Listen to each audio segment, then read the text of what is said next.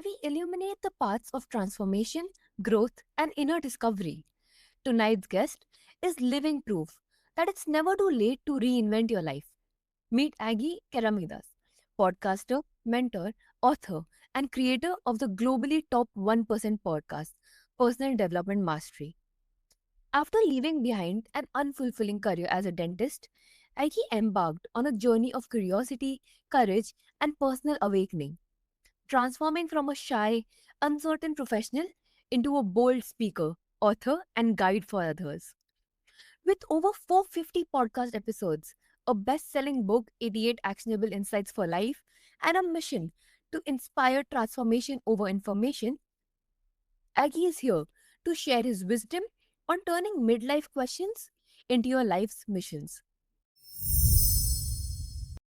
So, welcome to the show, Aggie. It's a pleasure to have you.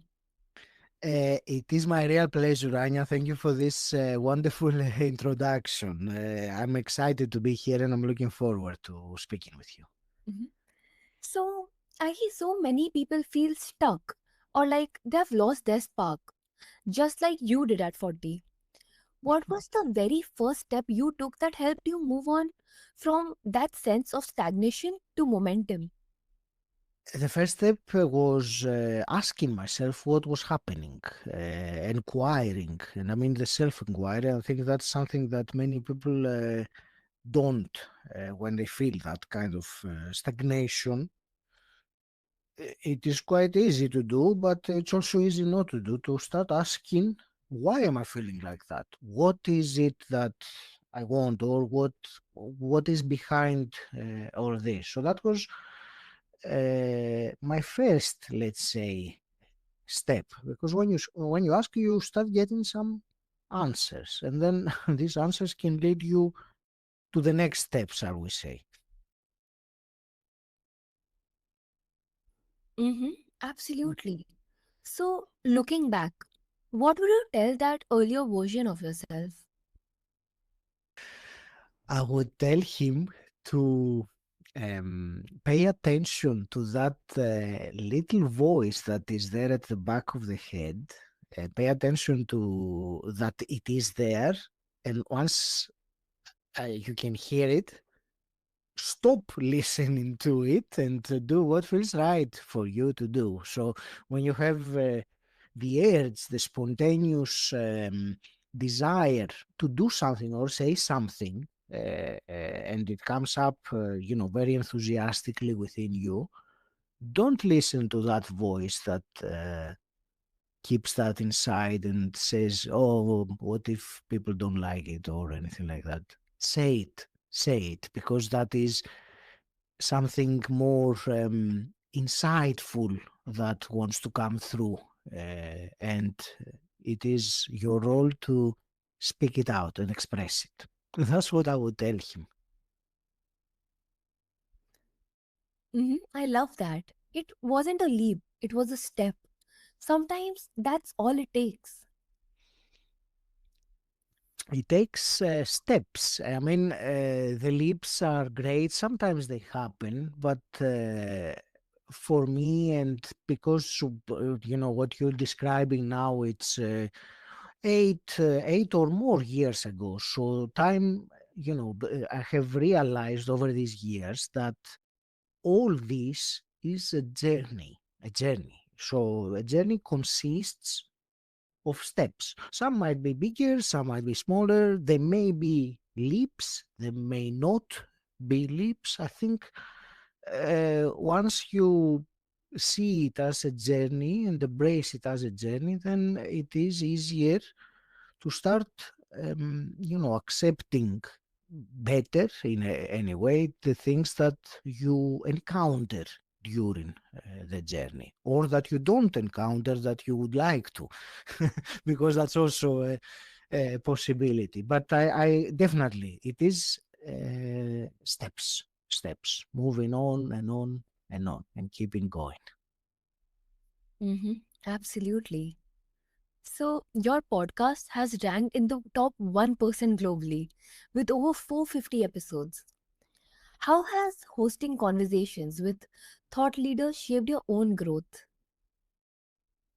immensely in a word. I'm actually about very soon, now that we're recording this, I'm very close to 500 episodes. And over 5+ years that I have been doing it, it has allowed me to answer your question directly about growth.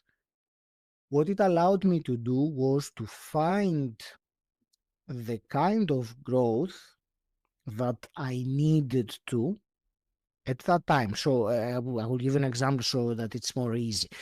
I was speaking with a guest about meditation. He was a meditation teacher, an expert in meditation.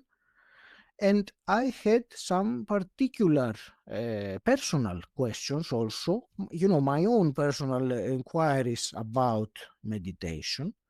So I had the opportunity when I was speaking with him on the podcast to ask him directly those questions. So I learned by an expert the answers that I needed for my growth. So I think that is something that has made it so valuable after all these years and all the conversations. And I would guess, Anya, that you are experiencing something similar yourself, having these conversations over and over again. The growth is immense, and it's personal, and it's I don't know. I love it. I love it. Mm-hmm. I agree.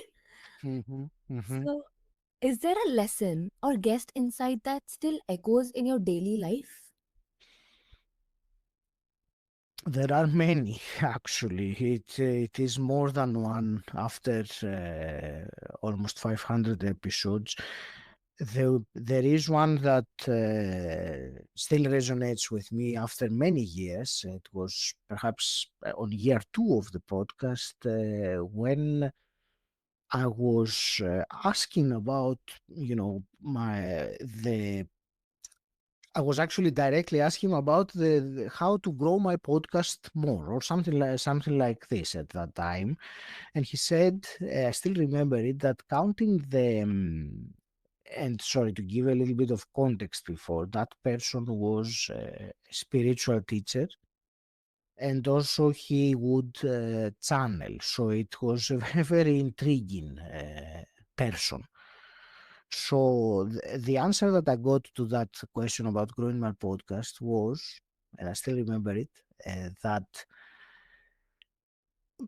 measuring in numbers, as I was saying, is a very closed-minded or three-dimensional way of looking at it, because the more important thing than how many people are listening to the podcast, much more important than that, is how many people are aligned to the message that I am presenting with the podcast.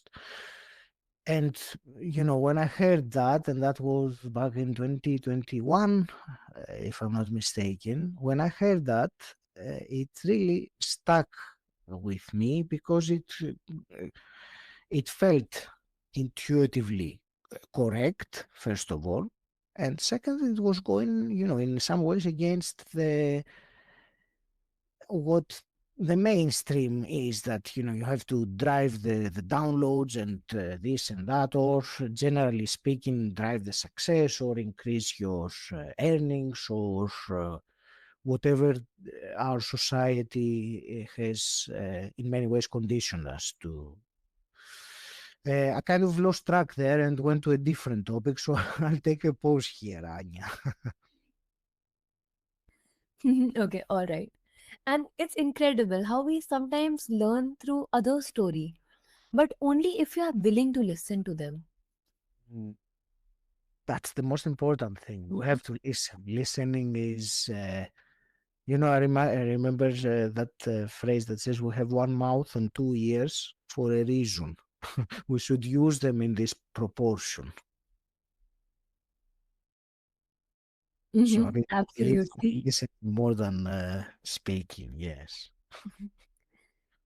So, in your book, 88 Actionable Insights for Life, you emphasize action over just collecting knowledge. Why do you think so many people stay stuck in learning mode instead of implementing? This is a great question. I have learned that the reason why I'm emphasizing the action is because I've been to the other side where you said the people who keep on learning without doing the action. I've been there, and I was reading the books and nothing would change, and I would wonder what's going on. I realized that it is the action that will change. The knowledge without action is useless, really. It's only useful when you apply the knowledge. Um, I think to answer your question, the reason I believe that many people get stuck in the learning mode and they don't change, and I think that was also the same for me, is ease, comfort, convenience. To read another book and learn, it is easier than doing something inside the book, an exercise or whatever it is that it says. So I think that is one reason, but we have to realize that growth will only happen when we step out of our comfort zone. So when we want things to change, it is not knowledge that will make that for us. It is the application of knowledge. So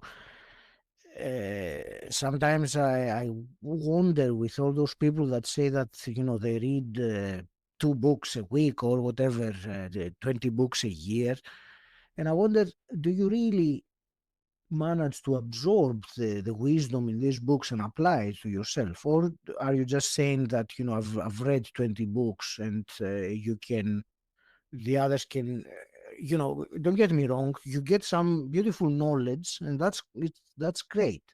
What I'm saying is that the knowledge, unless you participate in a knowledge competition and you have to speak out knowledge, otherwise, when you um, leave it as knowledge in your head, it won't do anything for you. It won't change you. It won't improve you.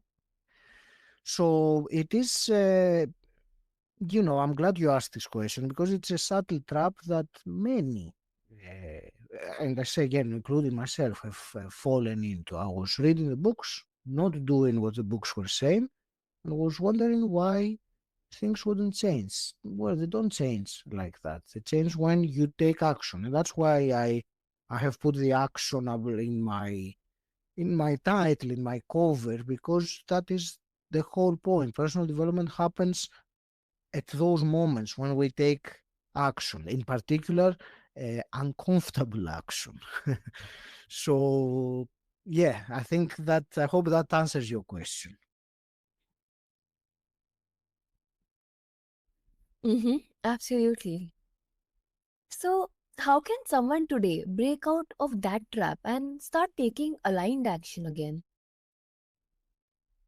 I will continue what we started saying. If you are reading a book and you are enjoying and resonating with the message in the book, and I mean, I suppose we're talking now about personal development books or non-fiction books. Um, if you are reading a book and you are resonating with the message, these books always, or almost always, have some kind of practical things to do. It can be exercises inside the book that you fill in with your pencil, or it can be asking you, to go out and do something. I remember reading a book years ago. It was saying about how to break free from, that fear of being judged by other people, and he was saying go out in a public place, I don't know, a park or something like that, and let out a very loud shout like you are celebrating, like you won the lottery or something like that. How would you? And go for that ignoring, the fact that there are people around without explaining why you're doing it or anything. You know, it's a great, very simple exercise, but when you just read it, that won't improve your, tolerance into other people's judgment. It's when you overcome that barrier, when you take the action, that it happens. So, yeah, that's the only way to growth is to do that thing. And once you do it, then it's as you were saying earlier. Then it is the next step will appear for you to carry on the journey. That distinction between inspiration and implementation is such a game changer. Definitely, the inspiration is the first part. Inspiration for me, well, not not for me. The word itself says in spirit, so it implies that when you are inspired, that comes from the spirit, your higher self, however you want to call it, something bigger or greater than you. So inspiration is amazing because it gives the idea. You get the insight, if you want, to do something. Um, Unfortunately, unless you actually do it, it won't happen on its own. It's a crazy thing. The people believe that this is enough and something will manifest like that. But it is the second part after the inspiration is the action on the inspiration. Do something with it. Take a step towards that direction, and step by step, you will either reach there or you will find something else. It is a journey, but you have to take the step in order to stop to start. Uh, do it. So very different. The inspiration will fuel it, or the inspiration will give the initial spark, but the action is what's going to create the idea and bring it to reality. Mm-hmm. Absolutely. So, you've said curiosity led you to your life's mission. Mm. For someone listening who feels disconnected from purpose, how can they start following their curiosity in a meaningful way? It's a great question again, and curiosity. When I think of curiosity, usually I can think of a child. I don't know if you agree with me. Children are it's generally much more curious. As adults, we tend to assume many many things, either because we have experienced them before or for other reasons. Curiosity led me to uncover my life purpose for sure, because it started as curiosity for podcasting many years ago. It was purely curiosity. I thought, this is interesting. It's what you were asking earlier about inspiration. I got that inspiration. Curiosity was what led me to take the action, because I thought, okay, this is something interesting. I'm interested in it. So I think curiosity and being interested are similar in that case. So curiosity will allow you to explore that a little bit more. And that's what I did. I didn't, when I was curious about a podcast, I did not the next day, sign up with an agency and announce that I'm going to launch a podcast. Nothing like that. I thought, okay, let me think about, or let me grab a device and record something and see what I could talk about. Curiosity led me to a next step. But what I found, and I think that is really what is important with your question about someone listening that would like to pursue, let's say, this curiosity or those interests. What I found interesting, and as others have experienced too, is that when you explore something that resonates with you deep in your heart, that you follow, what is uh, meant in a way for you to follow, then you will find that it feels good. Then you will find that synchronicities happen in your life, or people will come, or even an email. It might not be major things, but you will see, and that goes back into what we were saying earlier about becoming aware of what's going on. But you will see that, and you will be feeling that, oh, it's nice actually. Let me do a little bit more of it and take a little bit more, an extra step on it. And I think that is the key and the beauty of curiosity, because when we follow our curiosity and it takes us to a direction that we are meant to be following, we feel good about it. There is this. I remember the phrase "follow your bliss." It's bliss, of course, is a very long way from curiosity, but I think they are both in the same direction for sure. So, my invitation to someone listening right now, not taking that step, would be to, if you are curious about something, if you have something in your mind for a while that, you are interested in, my invitation to you would be to take a small step today toward that direction. Can be as simple as, going to the website and checking something out, but take some small action to explore that curiosity, and then take it from there. So a very simple, small thing to begin with, but practical action. Mm-hmm. Makes sense. So, do you think purpose is something we discover or something we build? It is, well, when we use the word discover, uh, the image that comes to my mind is like, a place, an area, or an object that is somewhere waiting for us to discover it. So it means that it is already there and we are seeking for it. So I don't agree with that. That's not how I understand purpose. For me, purpose is, you use the word build.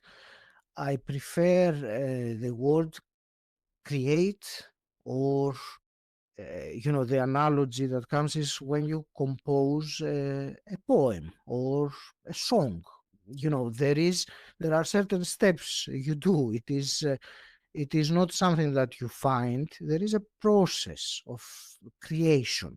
And I think purpose, at a larger scale, of course, it is that. It is that process of creation that we do with our life, with our choices, with our thoughts, with our emotions, with our words, with our actions.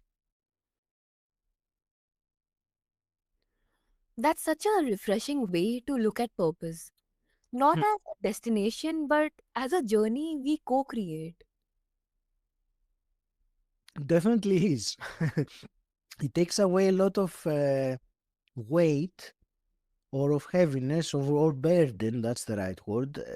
Because I've heard many people saying that, I feel bad because I haven't found my purpose, and what can I do to find my purpose? And I think that is the mistake, or the first mistake, is using that phrase find or discover, because of what I just explained. So Rather than that, if we ask it in a different way, how I can create my purpose, or what steps can I take towards living my purpose, or at least use a different word, a different verb that implies some kind of progress, then I think that's a great step, a great question that will lead to some further answers.